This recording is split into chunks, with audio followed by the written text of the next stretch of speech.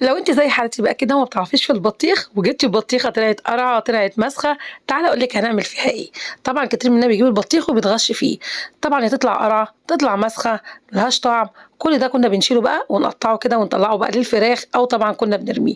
طبعا انا بقالي بتاع سنه او سنتين كده مفيش عندي قشره بطيخه بتترمي نهائي. قبل كده كنت عامله لكم بيه الفروته المسكره، النهارده هنعمل بيه حاجه عملتها السنه اللي فاتت وما صورتهاش معاكم. ان شاء الله السنه دي قلت لازم اصورها باذن الله. جبت بطيخه كده وطلعت مسخه وقرعه، وفي بطيخه طلعت حلوه، خدت القشر بتاع البطيخه الحلوه على البطيخه المسخه. الوصفه اللي احنا هنعملها النهارده دي تقدري تعمليها بقشر البطيخ فقط كمان، يعني مش بالبطيخه قرعه او مسخه فقط. لميت بقى طبعا قشر البطيخ كله اللي احنا كلناه مع اهو ده كده قشر بطيخ، مع بقى البطيخه اللي هي المسخه دي. هتلاقوا كمان قشر بطيخ تحت اهو في الحله ده، وغسلته كله. لميته وغسلته، وبعد كده جيت هنا قعدت بقى في حله كده على روقان قدام التلفزيون، ونضفي كده وشيل البذر منه، وقطعي الحته الخضراء اللي بتكون تحت ده، وخدي